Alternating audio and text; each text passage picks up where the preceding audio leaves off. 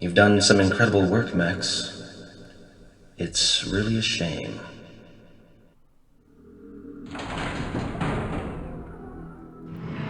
Now where am I?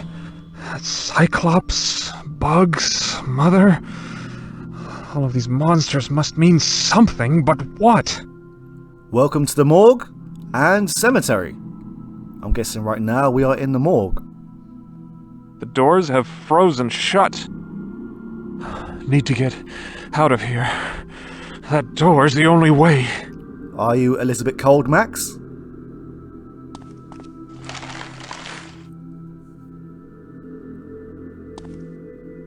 Beware, Max.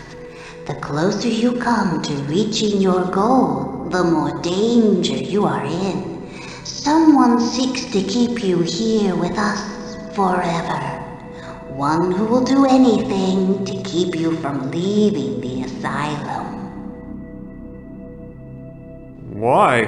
Who conspires against me? I can only say that if you leave, it will mean this person's downfall. But your time is short. Waste not fruitless questions on me. The air grows thick with frost, and soon I must return to my eternal slumber. It's getting cold. The temperature is dropping. They want you to sleep, like me, forever. Forever? You must escape this cold tomb, for there are other secrets frozen in time. She's dead, isn't she? Am I going crazy? Max, if you don't know by now, then I don't know by now. Thank you for your help, kind corpse. Must open the door and get out of here. As far as I'm aware, there is only one solution to this. We need to get these cogs to the right hand side, and to do that we just turn this wheel 3 times until this reaches the top, and then pull the lever to one side. I don't think it matters which way you turn this wheel, as long as this reaches the top.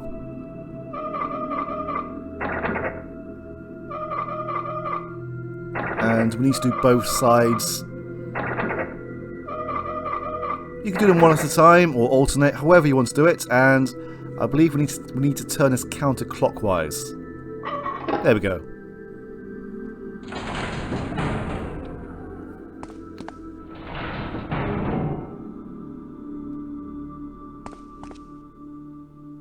Feels a little warm.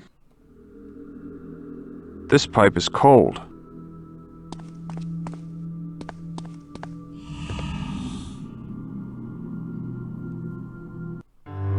What the hell are you doing? Excuse me? Cutting my research department in half? Pulling most of my funding, despite the fact that my department, my research is coming remarkably close to a cure? Oh, your research. May I remind you that the Mercy Foundation was created around the success of my hope drug, not vague promises of a cure. Rather than wasting resources on an entirely new path, you need to channel your energies toward making the hope drug better. I thought that a few cutbacks would communicate this to you. Maybe you're not as bright as I thought.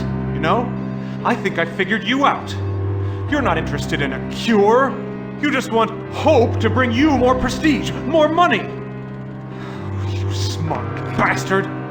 Give me back my department, otherwise I'll leave. I'll take my research with me and find a company that's more concerned with finding a cure than filling its pockets. I can't believe that your opinion of me is so low, Max. We're friends. You're blowing the whole thing out of proportion, taking this personally. Your sister didn't die of DNAV, Max. I apologize. No, it's all right. Those cutbacks are based solely on existing statistics. The truth is that it's difficult to measure the success of your research against the proven methods of the Hope treatment. Look, you don't have to leave Mercy to continue with your project. I'll look over the numbers again. We'll work something out. What does it mean? It means that you've pissed off Dr. Morgan. Because we were working, well, Max and Dr. Morgan were working in a high-tech facility. And right now we're in a very run-down sanitarium. The only reason why Dr. Morgan would be here is probably to keep us here. That might explain the car accident at the start, the generator exploding on the first level, because that may have been sabotage. And the fact that, as I said, Dr. Morgan is actually here and keeping an eye on us, and also the fact that he and his goons knocked Max out and stuffed him in this morgue. Yeah, there's a lot more going on here. And we can understand from that cutscene, Max's cure would put Dr. Morgan's plans down the drain. An empty brass urn.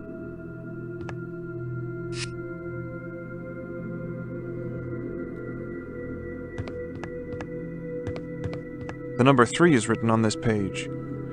In this carving, the sun in the valley represents a king on his throne. A small circle at the bottom of the hieroglyph symbolizes the king's subject and the world at his feet. Looks like there was a picture, but it's been ripped out. Someone wrote the number 2 here. The sunrise figured largely into Aztec culture. Number 4 is written here.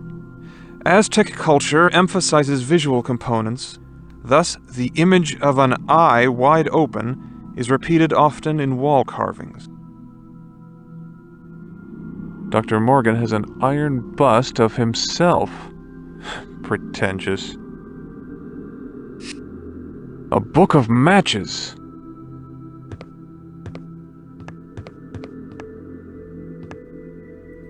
One thing that I need to understand a bit more is why Dr. Morgan hasn't actually killed Max outright. I can understand that he wants to make it look like an accident, but we're in a sanitarium.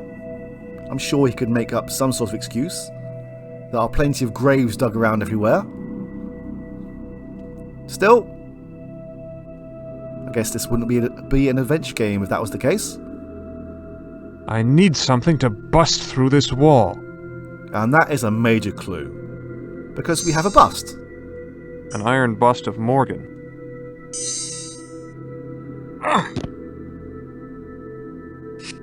This wall looks pretty badly damaged. One more time. An iron bust of Morgan. Yes! I smell gas. Must be an open valve nearby.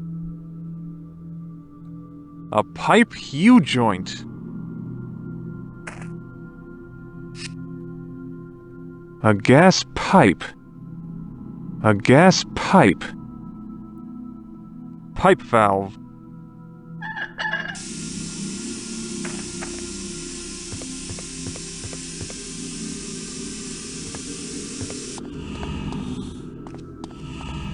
Oh, lovely. A crematorium from the looks of things. Or at least a boiler room. No, I take that back. These look like bodies. The tag on this body says 2. The tag on this body says 7. The tag on this one says 9. There are no names on these tags. This just says 6. Lord knows how many bodies have gone into this oven. No. Maybe something else. How do I start up this gruesome thing? Aha! A bunch of tools in here. A monkey wrench. The gas is being fed into here, so hopefully this is turned on now.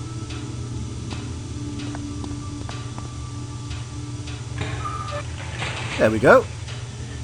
Which one shall we choose? I believe this is the lucky number. Number 7. Yuck!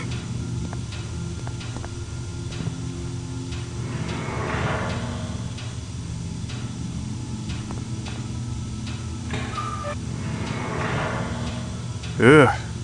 Hope this isn't anyone I know. A glass eye. Don't think the owner will miss it. Ugh. Hope this isn't anyone I know. Right, we need to pick up these ashes. An empty brass urn.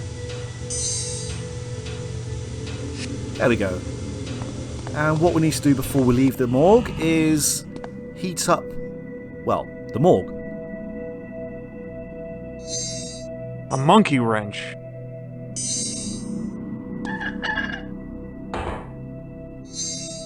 A pipe U-joint. That ought to defrost this whole building. Help me! I'm not dead! I'm not dead! Help! Somebody help me! It feels much warmer in here. I'm not dead! I'm not dead! Someone's alive in there. Oh, this is the cold. Oh, You okay there? please, no. An old man. He looks cold. I'm not well surprised, to be honest. Who are you? My name's Arthur. Arthur Patrick. Yes, that's it. What are you doing in the drawer?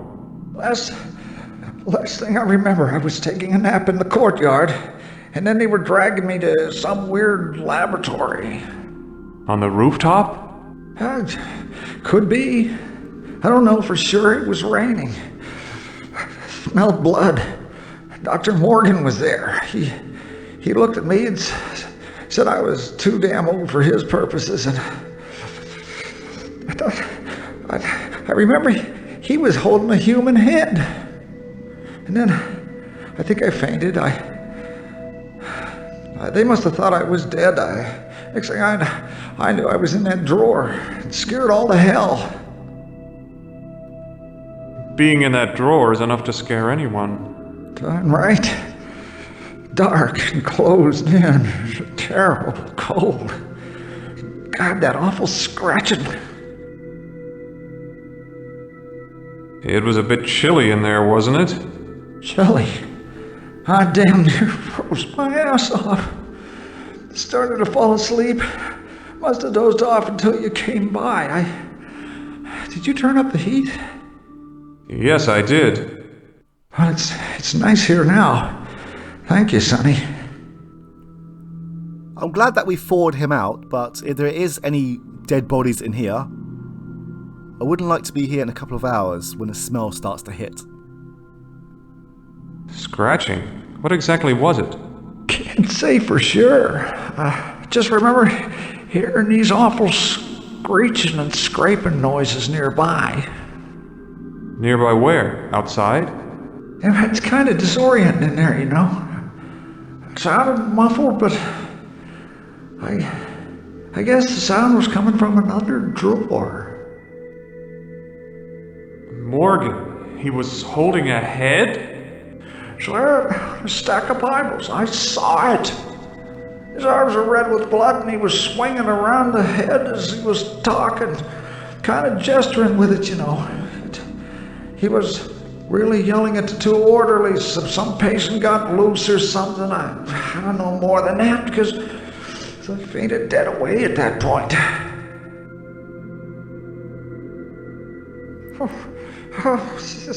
So one of these contains some scratch marks.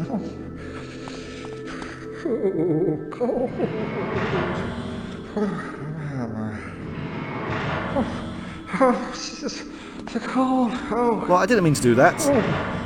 I meant to do this. No one in this one.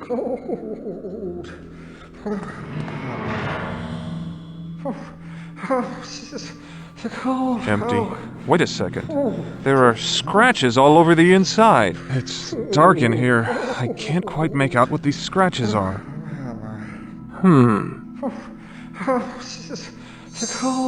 Matches. Now I just need some cigarettes. Not with these bandages on, Max.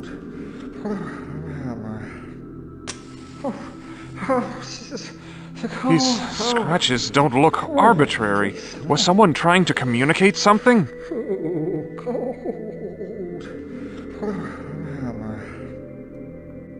Now what? The cold. The clue here is that we burnt corpse number 7, who had a glass eye. And if we count along here, 1, 2, 3, 4... Matches. Now I just need some cigarettes. 5, 6, 7. God, can you imagine Max smoking a cigarette with those bandages on his face? That'd be some nasty fire. A glass eye.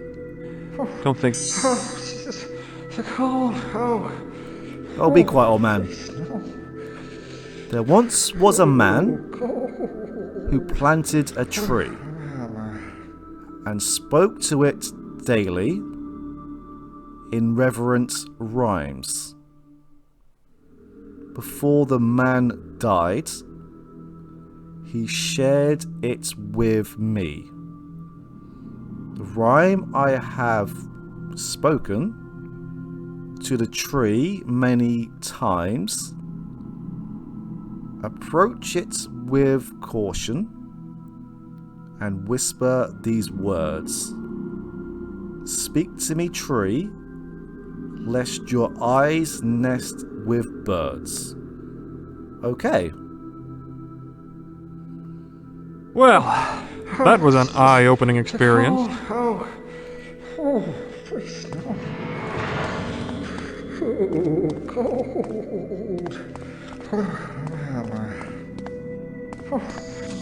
Maybe we should have told him about the boiler room over there. Headstone. Stephen B. Composed as a musician, now decomposing.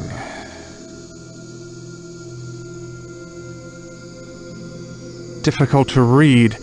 Isn't there an old trick about rubbing soot on worn carvings to make them legible? We don't have soot, but we do have ashes. Brass urn filled with ashes. Not from here. The ashes show faint scratches. A name, Paul Stark.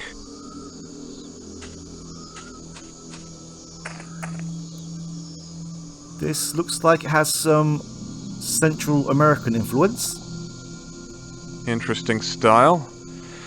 At least it's not a gargoyle.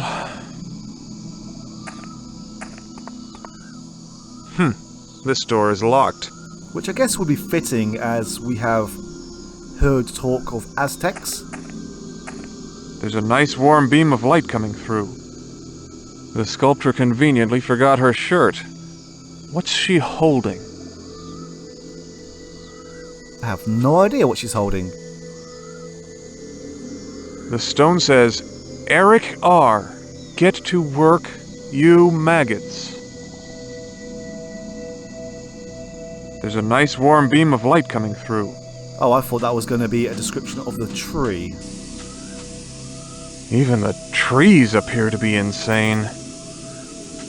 And this one appears to be moving. I can hear the gas from here as well. The tree, it moves! Speak to me, tree, lest your eyes nest with birds.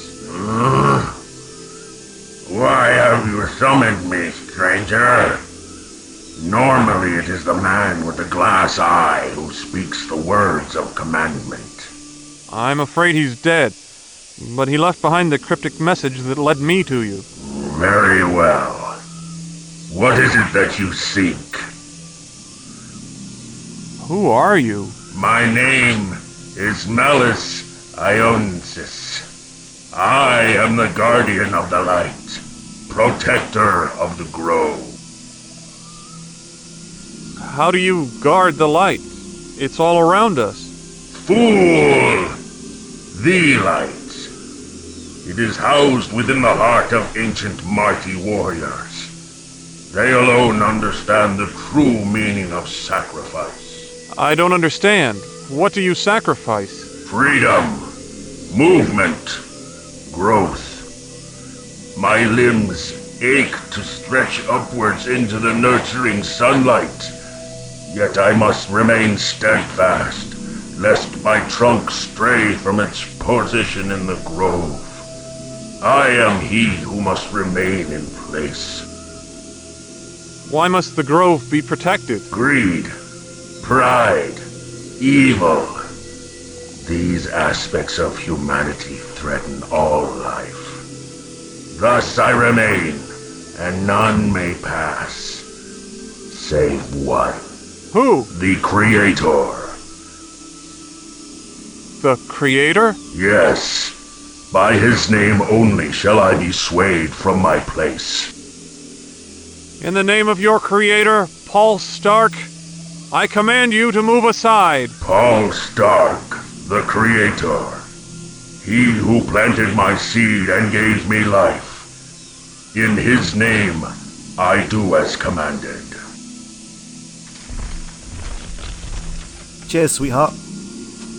Strange place for such a thing. Is that a crystal heart? Strange and wonderful prism. It seems to focus the light that passes through it.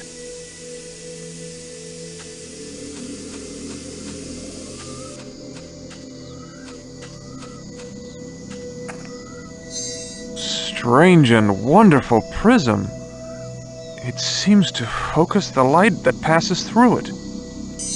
The big clue here, and with our friends the tree, is the light. Yes, the light! It's opening the door! Well, Max, I don't know how you found me, but you're too late. I'm leaving now. Leaving you here with the rest of the dead people. Damn you, Morgan! Love you. Statue of an Aztec warrior. It looks almost lifelike. Looks like an Aztec calendar. But something's wrong. There's a device hooked up to it. The secret to activating the device appears to be the use of 5 distinct symbols. We had 3 clues. Number 2, 3, and 4. Their cosmic structure was simple. Earth below in the form of twin mountains. The sun and stars above. Over these, another world exists, one beyond this life. There's a number 1 written next to this passage.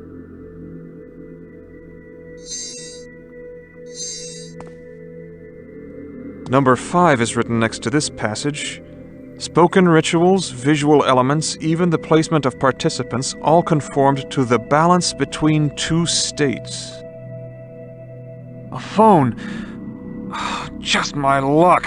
It's dead. A globe. Pencil marks on Central America. This isn't a normal Aztec calendar. Some of the parts move. This shouldn't be too hard to solve. The first one is the sun over the Twin Peaks.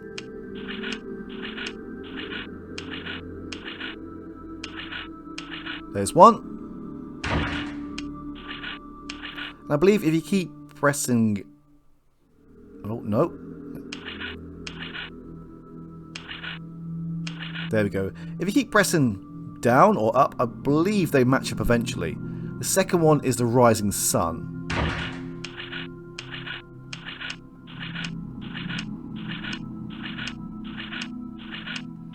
And the third one, I believe, is the sun over the valley.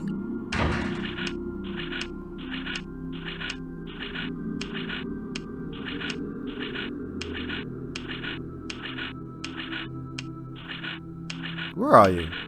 There we go. Nope, we need a icon for the fourth one. There we go. The fourth one is the eye. And the fifth one is the triangle, which I need to match these up. As I said, you will get there eventually.